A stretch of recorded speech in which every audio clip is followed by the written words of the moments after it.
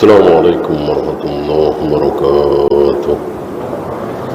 إن الحمد لله نحمده ونستعينه ونستغفره ونعوذ بالله من شرور أنفسنا ومن سيئات أعمالنا. من يهده الله فلا مضل له ومن يضلل فلا هادي له. أشهد أن لا إله إلا الله وحده لا شريك له وأشهد أن محمدا عبده ورسوله وبعد. Kita melanjutkan amal hati, amal anggota badan, satu lagi amal lisan. Apa amal hati? Sudah ya. Tunduk, ikhlas, cinta, takut, membesarkan Allah, ikhlas, zuhud. Ini semua amal hati. Apakah terlihat? Tidak.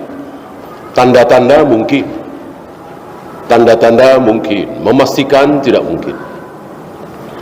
Maka ketika kita melihat seorang muslim terlihat tanda-tanda riya, pamer,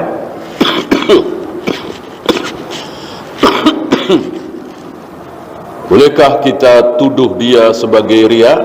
Tidak boleh. Tidak boleh. Begitu pula sebaliknya.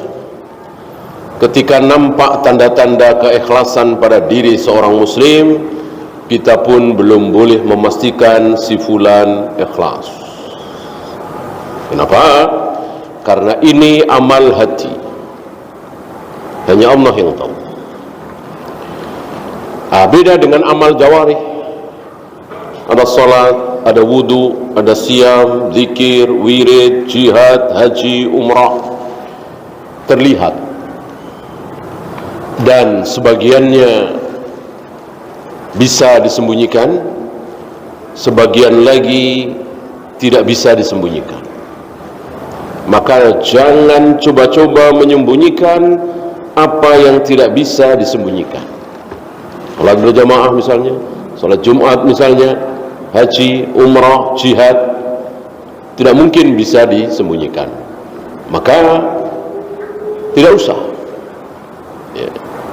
Beda dengan sedekah, gitu ya, menangis, ini bisa disembunyikan, bahkan lebih baik disembunyikan.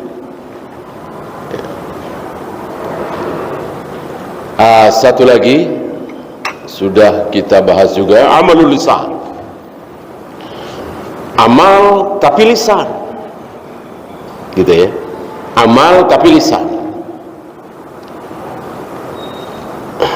Baca Al-Quran misalnya, tasbih, takbir, tahmid, tahlil, memuji Allah, ini amalul lisan.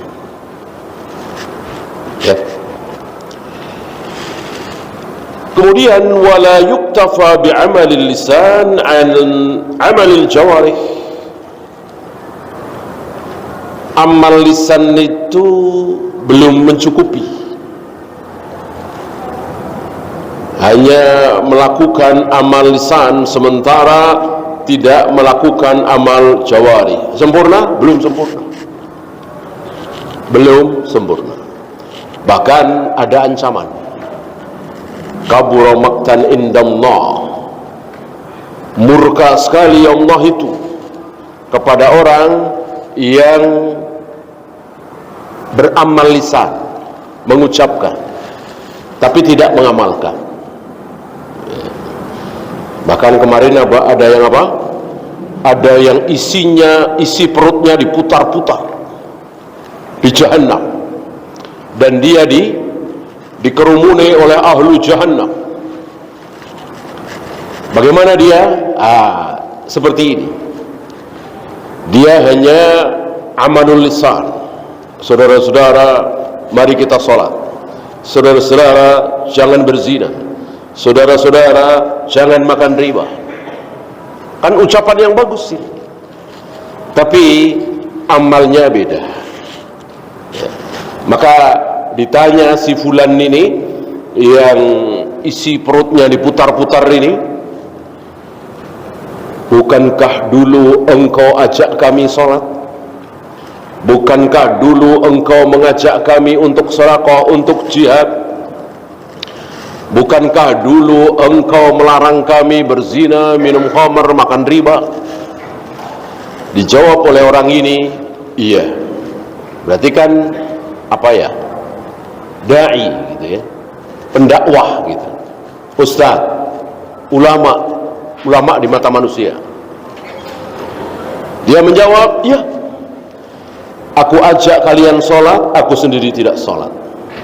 Aku larang kalian makan riba, aku sendiri makan riba.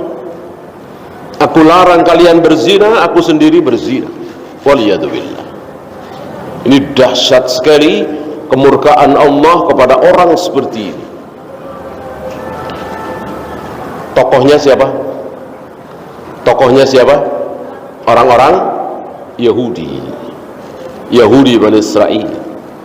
Ucapan mereka, para pendeta, para pastor mereka, para rahib, para ruhban, ucapannya luar biasa, perbuatannya rusak luar biasa.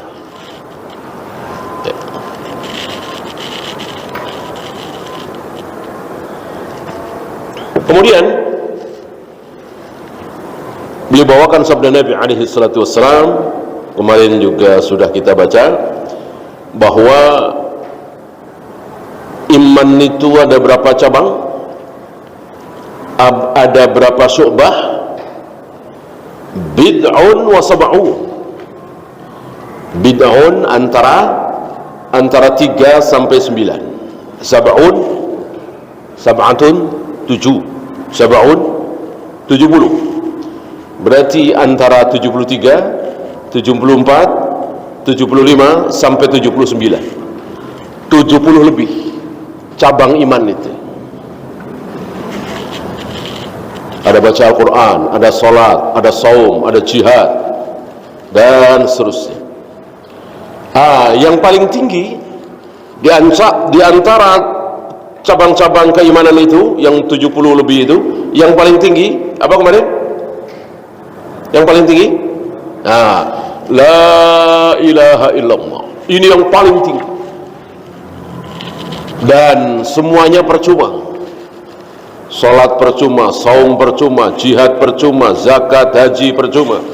Kalau yang ini tidak sah, dia tidak mengucapkan la ilaha illallah, atau dia mengucapkan la ilaha illallah tapi ucapannya tidak sah.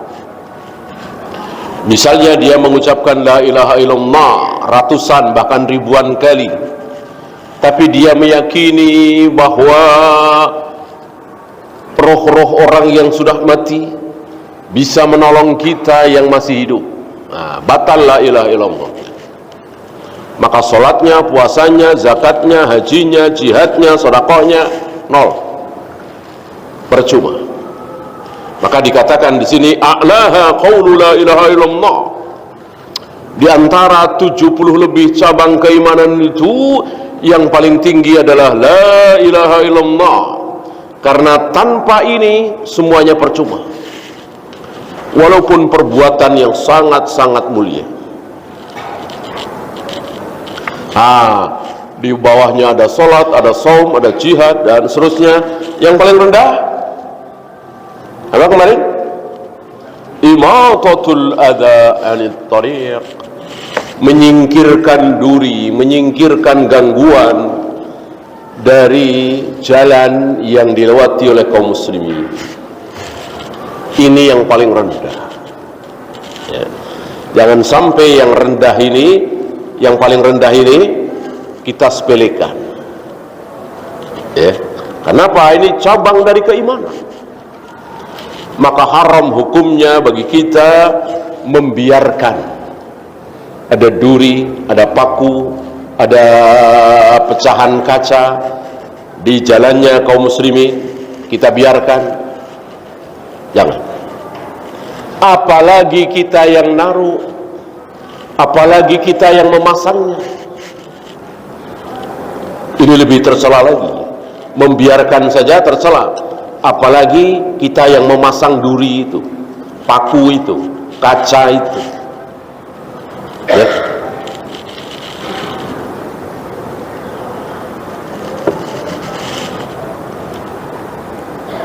Apa di tengah-tengahnya? Kan ada banyak sekali, ada sholat, puasa, zakat, haji, terus satu disebut oleh Nabi alaihi salatu wassalam. Apa? Mari, malu, ya. Wal haya'u syu'batun minal iman, dan malu itu cabang dari keimanan, ya. Oleh karena itu kita bahas kemarin wahyu pertama, atau sebelum wahyu dari Jibril, langsung dari Jibril, ada wahyu yang diberikan kepada para nabi, para rasul, yang itu sudah ada pada diri mereka dari mereka masih remaja, masih kecil. Apa? Idza lam tastahyi fasna' ma syi'ta. Kalau engkau tidak malu, lakukan apa yang engkau mau. Lakukan apa yang engkau mau lakukan kalau tidak malu. Maka sifat malu ini sangat terpuji dan tidak ada buruknya. Ada seseorang yang menasehati saudaranya, adiknya, karena adiknya ini sangat pemalu sekali, begini malu, dinasehati oleh abangnya, jangan malu, begini. Nabi dengar, Nabi bilang, biarkan dia malu. La ya'ti illa bi khair, karena rasa malu itu tidak akan mendatangkan kecuali kebaikan. Ya. Kenapa banyak saudara-saudara kita yang terjerumus dalam korupsi, terjerumus dalam perbuatan-perbuatan tercela? Salah satunya karena tidak punya rasa malu. Seperti kemarin kita bahas, semua orang tahu gaji dia di kerjaan itu nggak lebih dari 10 juta. Semua orang tahu, kan sudah diumumkan misalnya, ya. Tapi dia tidak malu. Rumahnya 3 lantai, 4 lantai misalnya, ada liftnya misalnya, garasinya ada belasan mobil mewah, mestinya dia malu. Walaupun nggak ada yang nanya, nggak ada yang protes.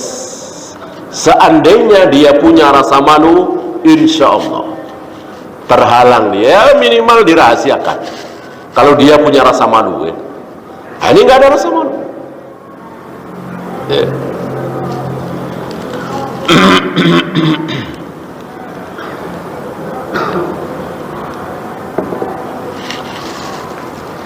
Jangan sampai kita kalah dengan orang-orang kafir. Orang-orang kafir sebagiannya, ya, nggak semuanya. Sebagian negara-negara kafir itu luar biasa rasa malunya, ya.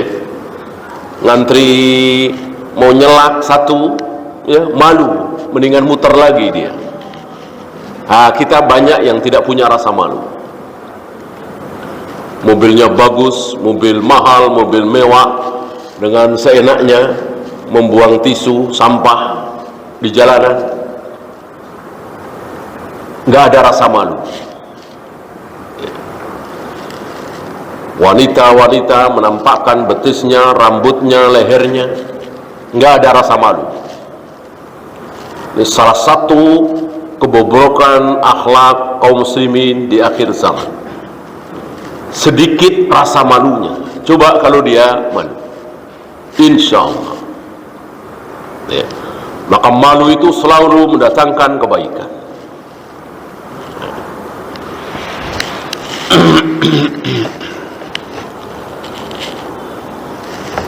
Oleh karena itu Nabi sangat-sangat menghargai seorang sahabat yang sangat-sangat pemalu. Jadi waktu itu Rasul sedang bersama Aisyah, ngobrol. Terlihat lutut beliau, tersingkap lutut beliau. Datang Abu Bakar, beliau biarkan, beliau ngobrol. Abu Bakar pergi, datang Umar, beliau biarkan, lutut beliau tersingkap. Enggak lama Umar pergi, datang Utsman, buru-buru lutut beliau ditutup. Buru-buru lutut beliau ditutup. Setelah Utsman pergi, Aisyah penasaran bertanya, "Ya Rasul, Abu Bakar datang, engkau biarkan lututmu tersingkap. Begitu pula Umar datang, engkau biarkan. Tapi kenapa begitu Utsman datang, engkau langsung buru-buru tutup lututmu?" Nabi menjawab, "Bagaimana aku tidak malu kepada seorang laki-laki yang apa? Yang malaikat saja malu dengan dia. Kayak apa mulianya Utsman? Malaikat saja malu dengan dia. Bagaimana aku tidak malu? Kalau terhadap Abu Bakar, Umar, Rasul nggak malu, ya biasa. Terhadap Utsman beliau malu."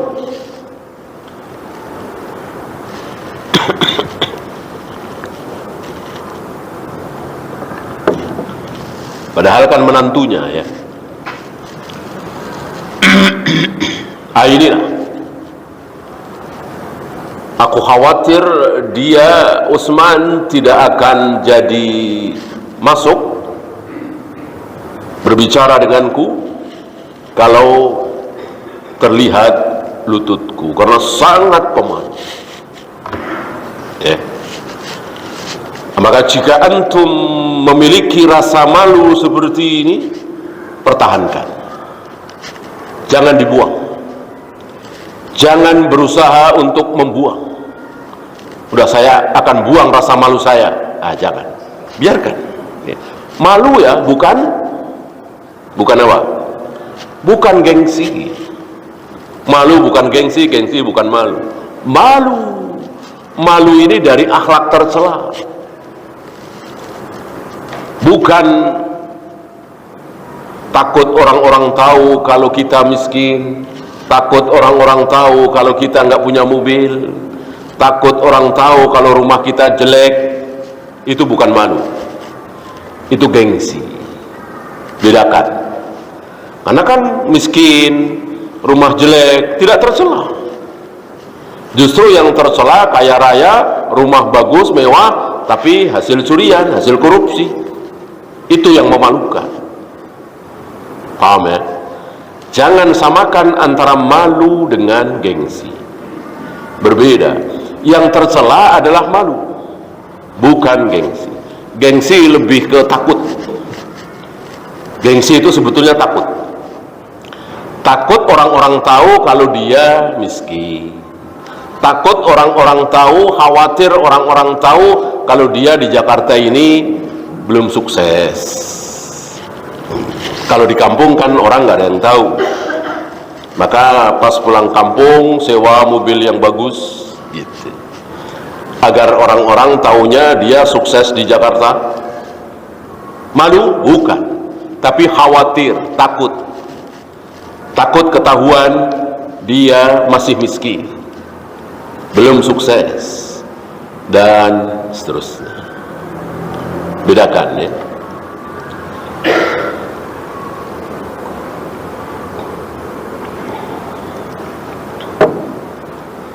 Dan manusia yang paling malu siapa? Apakah Utsman? Tentu bukan. Ya. Manusia paling pemalu adalah Rasulullah alaihi salatu wassalam. Ya. Beliau tentu yang nomor satu. Yang paling berilmu siapa? Rasulullah alaihi salatu wassalam. Yang paling zuhud Rasulullah sallallahu alaihi wasallam. Yang paling dekat dengan Allah Rasulullah alaihi salatu wassalam. Yang paling dermawan Rasulullah alaihi salatu wassalam. Dalam segala kebaikan beliau nomor satu. Ya. Kalau sahabat kan beda-beda. Kan setelah Rasulullah di umat ini yang paling mulia siapa? setelah Rasulullah di umat ini siapa? Abu Bakar. Apakah segala hal kebaikan Abu Bakar nomor satu? Tidak. Tidak. Ya. Yang paling dermawan barangkali Abu Bakar. Yang paling tahu tentang tafsir Al-Quran Abu Bakar? Tidak. Yang paling mungkin hafalan Al-Qurannya Abu Bakar? Tidak. Tidak. Oleh karena itu ketika Rasulullah mengimami salat,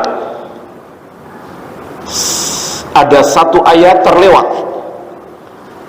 Ada satu ayat terlewat. Beliau sadar, tapi nggak bisa diulang lagi, sudah terlewat. Selesai salat, beliau mencari siapa? Yang dicari oleh beliau siapa? Abu Bakar, Umar? Bukan. Tapi Ubay bin Ka'ab. Ubay bin Ka'ab. Ya.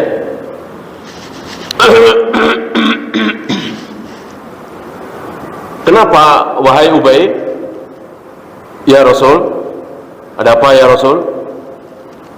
Kenapa engkau tidak ingatkan aku terlewat satu ayat? Bukan Abu Bakar yang ditanya, bukan Umar yang ditanya. Berarti Nabi tahu yang paling mungkin hafalan Al-Qurannya bukan Abu Bakar, bukan Umar. Ya. Yang paling tahu tentang mana yang halal, mana yang haram, Abu Bakar, Umar? Bukan. Walaupun Abu Bakar paling mulia, kemudian Umar. Tapi yang paling tahu mana yang halal, mana yang haram siapa? Abu Bakar? Bukan. Umar? Bukan. Tapi Mu'adz bin Jabal. Ya. Yang turjumanul Quran, yang paling faham tentang isi Al-Quran, Abu Bakar, Umar? Tidak. Ibnu Mas'ud kan? Habrul Ummah. Pendetanya umat ini, habernya. Haber itu kan orang berilmu di kalangan Bani Israel. Terkenal istilah haber atau akhbar jamaknya. Umat ini habernya adalah Ibnu Mas'ud. Bukan Abu Bakar, bukan Umar. Abu Bakar lain lagi keistimewaannya dalam hal ini, Umar dalam hal ini. Umar misalnya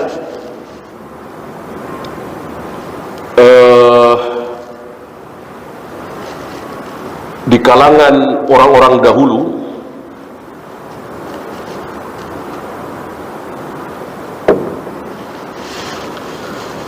ada yang muhdas,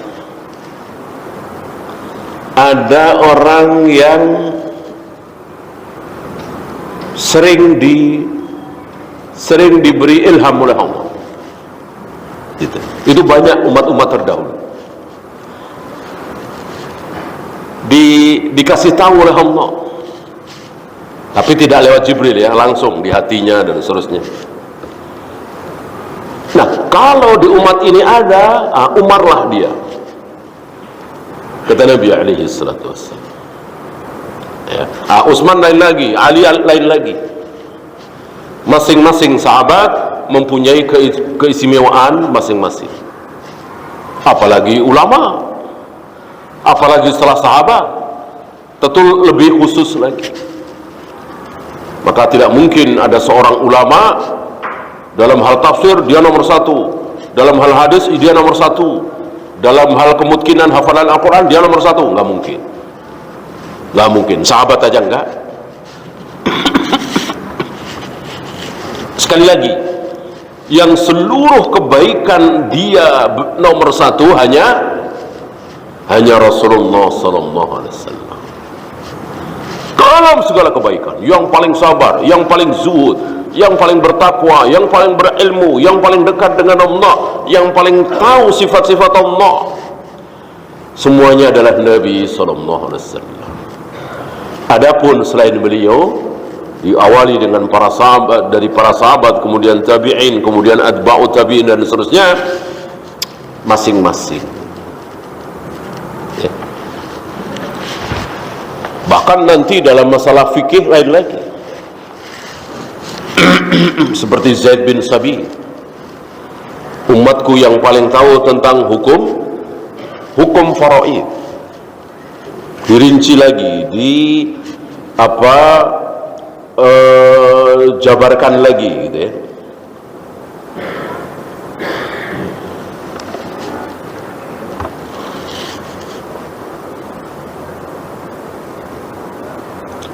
Faja'al al-imana syu'aban. Di sini Allah menjadikan iman itu bercabang-cabang. Tidak seperti anggapan orang-orang Khawarij bahwa iman itu tidak ada cabangnya. Iman itu ya satu. Yang ada adalah kalau enggak iman kafir, kalau enggak kafir iman. Ya. Dan iman harus sempurna katanya. Oleh karena itu kalau ada orang yang beriman tapi tidak sempurna, masih minum khamr, masih suka bohong, masih berjudi, walaupun sholat, puasa, zakat, haji, tapi masih korupsi, bahkan masih mendengarkan musik atau ngerokok, kafir. Ini keyakinan siapa? Khawarij. Karena iman itu tidak bercabang-cabang.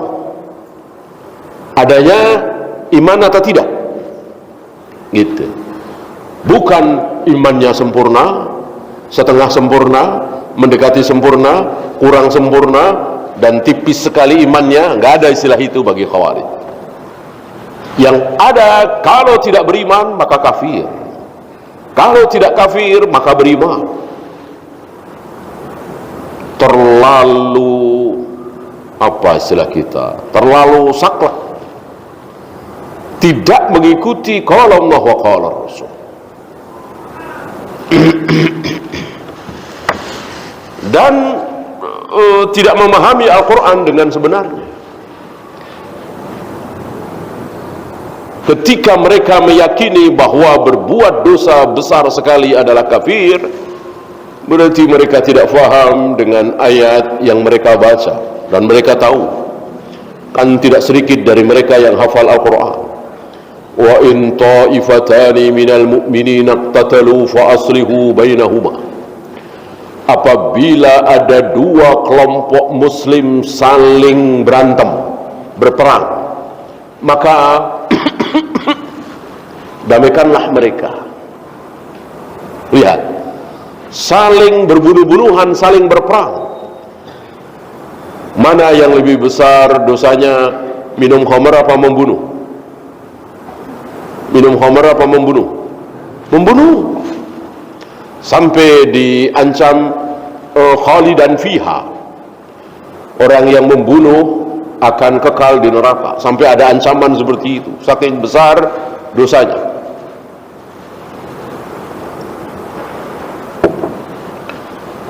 Minum khamr saja kafir, apalagi membunuh. Dan begitu. Nah, sementara di surat Al-Hujurat ini dikatakan wa in ta'ifatani minal mu'minina iqtatalu. Jika ada dua kelompok kaum muslimin yang saling berbunuh-bunuhan, berperang, maka damaikanlah dua kelompok kaum muslimin. Masih disebut muslim. Siapa yang menyebut muslim? Allah Rabbul Alamin. Bagaimana orang-orang Khawarij mengatakan membunuh kafir, sementara Allah mengatakan dua-duanya masih muslim. Wa in ta'ifatani minal mu'minin, masih mukmin. Disinilah orang-orang Khawarij itu dangkal sekali pemahamannya terhadap ayat Al-Quran, bodoh sekali. Dan itu kata Nabi alaihi salatu wassalam dengan kalimat hudatsaul asnan sufahaul ahlam. Umur mereka masih sangat muda belia, mungkin belasan tahun waktu mereka berbuat onar di zaman Utsman, berlanjut di zaman Ali. Hudatsaul asnan, umur mereka masih sangat belia, dan sufahaul ahlam, pemahaman mereka buruk sekali, bodoh sekali. Ciri khas Khawarij adalah bodoh. Bodoh sekali dari dulu sampai hari ini. yang dulu kebodohannya luar biasa. Ada kisah, salah satu kisah kebodohan mereka waktu mereka menangkap Abdullah bin Khabbab bin Arad. Antum tahu siapa Khabbab bin Arad? Salah satu budak yang masuk Islam di zaman Nabi alaihi salatu wassalam, disiksa habis-habisan oleh tuannya. Khabbab bersama Bilal, bersama Ammar bin Yasir, Sumayyah. Yang kala itu Khabbab mendatangi Nabi saat Nabi berada di naungan Ka'bah sambil berbantalkan burdahnya. Nah, ini anaknya Abdullah bin Khabbab bin Arad dibantai oleh mereka. Awalnya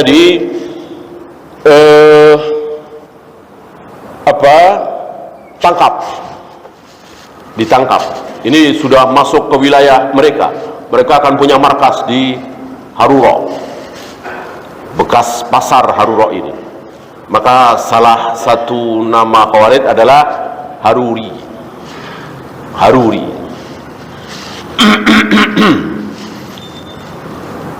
Kemudian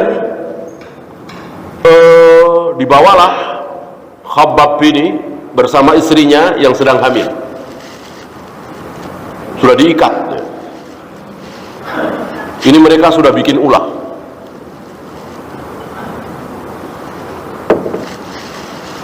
Adapun di zaman Utsman, awal-awal zaman Utsman, mereka sudah muncul, sudah ada, tapi belum bikin ulah. Berakhir ulah mereka dengan pembunuhan Utsman itu. Ini di zaman Ali ya. Lalu mereka melewati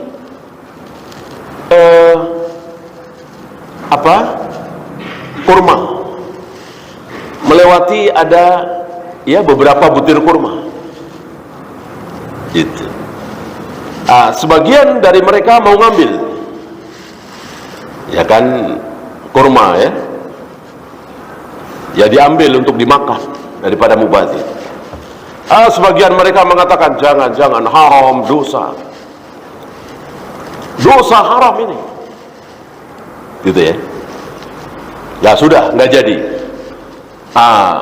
Kemudian mereka mendapati seekor khinzir, babi. Nah, babinya ini dibunuh, kemudian dicincang-cincang. Ya. Sebagian dari mereka, ini punya siapa? Ini babi punya siapa? Dijawab oleh penduduk sekitar situ, milik si fulan, orang kafir, Yahudi atau Nasrani, kafir zimmi. Dia datangi orang kafir itu, dia minta keikhlasannya, dia minta ampun, dia minta maaf, gitu ya. Ini disaksikan oleh Abdullah bin Khabbab bin Arad. Sampai tempat yang dituju, Abdullah bin Khabbab bin Arad dibunuh. Istrinya yang hamil itu juga dibantai, bahkan dikeluarkan isi perutnya. Ini bodoh sebodoh-bodohnya. Ya. Kurma yang halal, insya Allah antum pernah dengar riwayat ya, ketika kita menemukan harta yang tidak seberapa, atau uang mungkin 10.000, 20.000, 50.000 di tempat umum, di jalanan, di lapangan, di masjid, bolehkah kita ambil? Bolehkah kita ambil? Boleh. Ada dalil. Ada dalil tentang hal itu. Ada beberapa dalil. Salah satunya Nabi sendiri yang mengambil. Ini bukan kurma beliau. Beliau ambil. Beliau mau makan. Karena berada di tempat umum. Cuman tidak jadi dimakan karena beliau khawatir kurma tersebut adalah kurma zakat. Karena di tempat itu tidak jauh dari situ ada harta zakat. Beliau khawatir ini kurma zakat. Tentu haram bagi beliau dan seluruh keluarga beliau memakan harta zakat. Nah, kalau bukan kurma zakat tentu halal. Lihat anak-anak muda Khawarij yang bodoh ini, kurma yang halal mereka haramkan, sementara darahnya Abdullah bin Khabbab bin Arad ditumpahkan, dibunuh, termasuk istrinya yang sedang hamil. Ini bodoh sebodoh-bodohnya sampai hari ini. Sampai hari ini antum tahu orang-orang Khawarij yang dimusuhi oleh orang-orang Khawarij itu orang-orang kafir apa kaum muslimin? Kaum muslimin. Bodoh sekali mereka, sangat bodoh. Shadaqa Rasulullah sallallahu alaihi wasallam, mereka membunuh-bunuhi kaum muslimin, membiarkan para penyembah berhala. Ya, mereka ngebom sana, ngebom sini, apa nggak bodoh itu? Bodoh sekali, sangat bodoh sekali. Apa ruginya Amerika, Yahudi, Nasrani, orang-orang kafir dengan bom Bali misalnya, di Jakarta, di beberapa kedutaan? Sedikit sekali. Kerugian Amerika, Australia dan seterusnya sedikit sekali. Yang rugi besar siapa? Kaum muslimin. Kaum muslimin.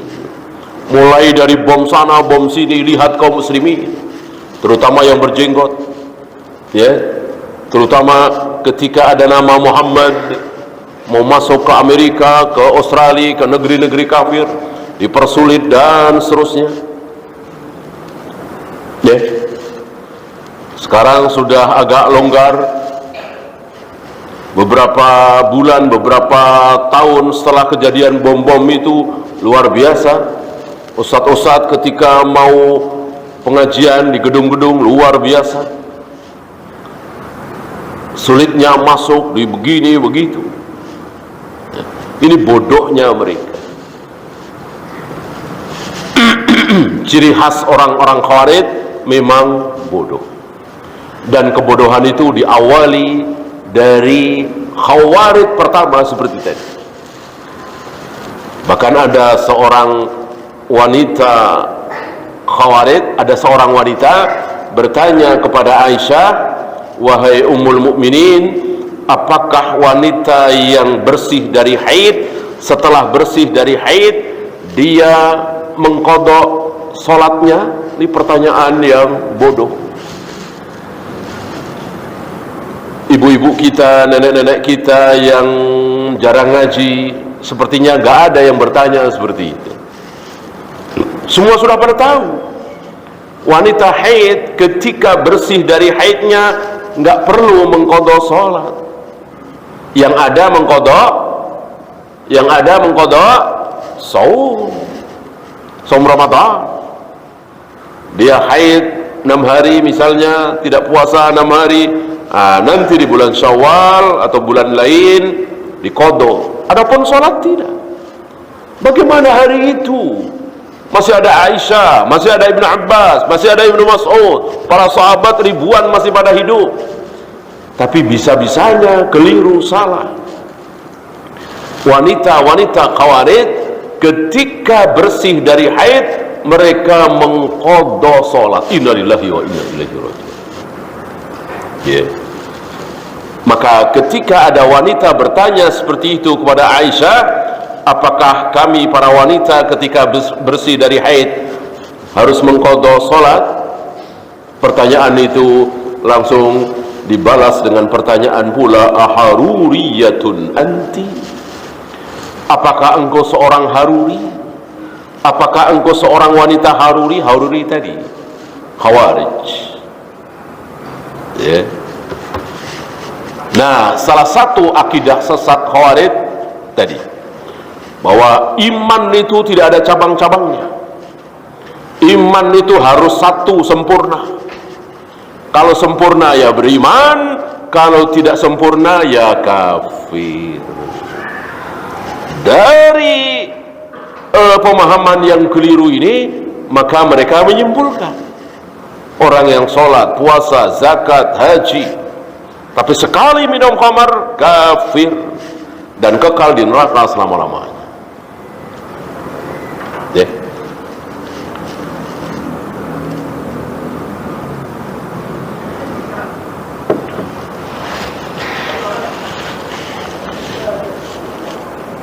Ba'duha bil lisan wa ba'duha bil qalbi wa ba'duha bisairil jawarih. Bahwa cabang-cabang keimanan itu sebagiannya dengan lisan, sebagiannya dengan hati, sebagiannya dengan jawari, dengan amal anggota badan. Ya, silakan azan dulu. Wassallallahu ala Muhammadin sallallahu alaihi wasallam wa akhiru da'wana alhamdulillahi rabbil alamin.